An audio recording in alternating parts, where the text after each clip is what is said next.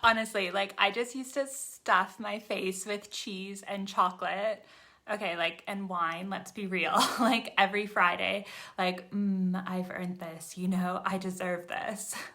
So today we are going to be getting into the whole subject of emotional eating. Probably not going to be like a huge surprise to many of you, as my channel, of course, is for moms and women specifically. But a major issue I see come up time and time again, it's like it's on repeat, is emotional eating, because it affects us all of us.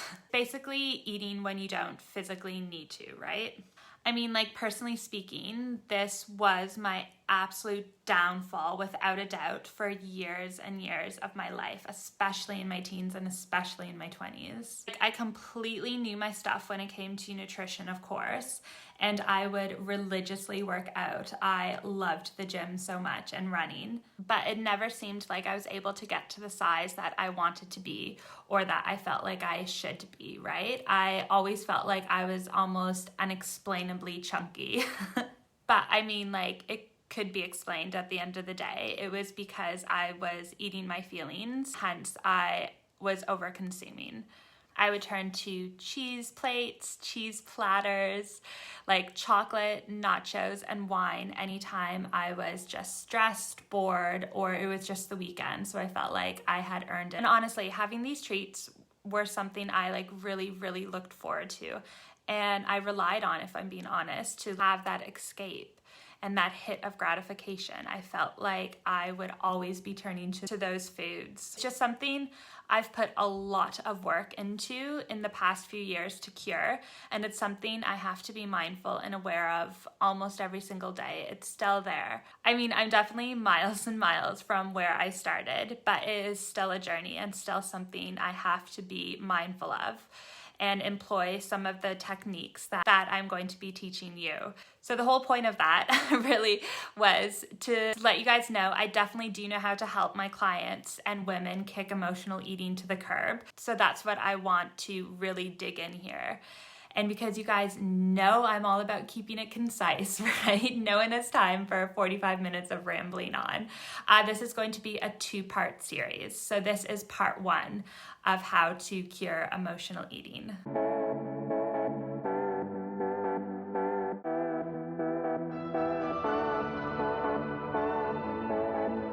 So firstly, let's just get into identifying if you are an emotional eater in general. I know many of you can easily say, hell yes, I know that's me. I don't have to listen to this part. But it's sometimes not always really clear on what actually constitutes emotional eating, or just eating sometimes when you're not hungry. So what I'm going to do is I'm just going to list these questions, and I want to hear either in the comments section or if you want to message me directly on Instagram if you relate to any of these and if you think they sound like you, okay? So firstly, do you ever notice your hunger coming on really fast? When you get hungry, do you feel like this almost desperate need to eat something right away stat? It seems like it's just taking over you. And then when you do eat that snack, with that urgency, do you often eat it mindlessly, not really paying attention to the taste of the food or how much you're actually eating? Do you ever feel guilty after eating, or like you try to eat in secret away from your partner scene, okay? This one is crucial. Are you doing this in secret? Would you be embarrassed or ashamed of what you eat in private sometimes, or the amount maybe? Do you get the urge and idea to eat when you've had a bad day, or you're upset, or the kids are making you want to bang your head against the wall? And lastly, do you feel powerless over your desire to eat unhealthy foods?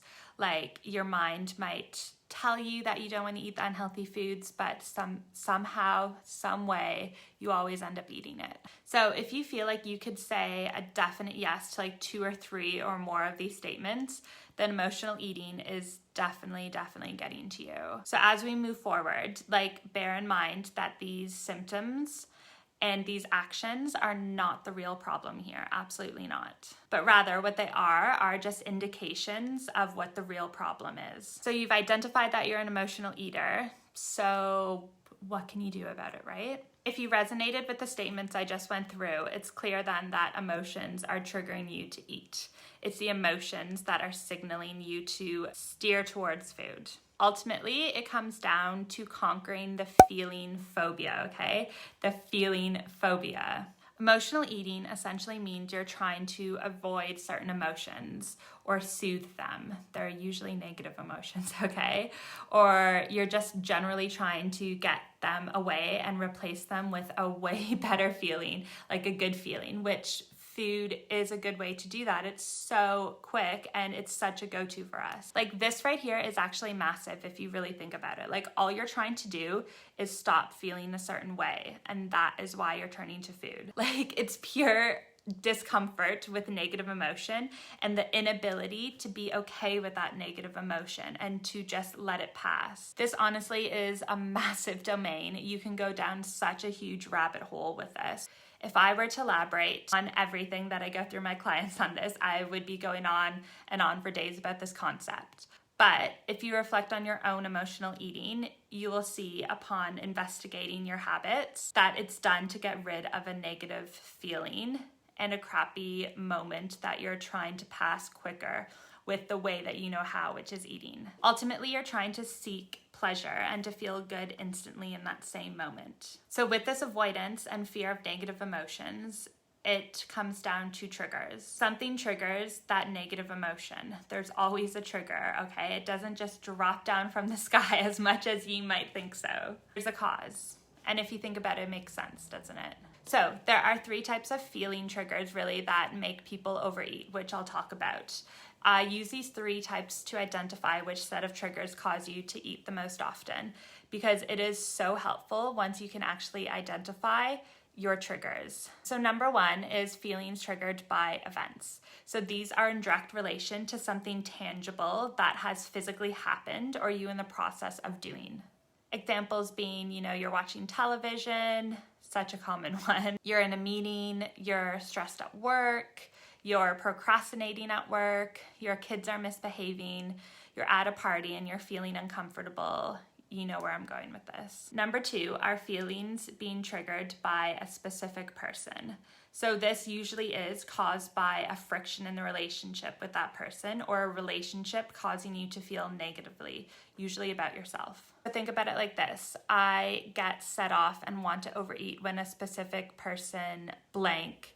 So usually it's criticizes me or judges me, ignores me, takes their anger out on me, makes fun of me. You need to think about what specific feeling that actually is and who that person who brings it out in you is, okay?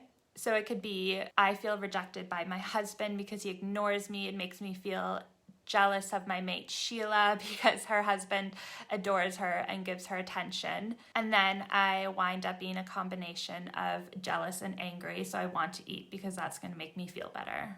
Or when I feel like my mother-in-law is judging me in my parenting style, it makes me feel not good enough and really undervalued.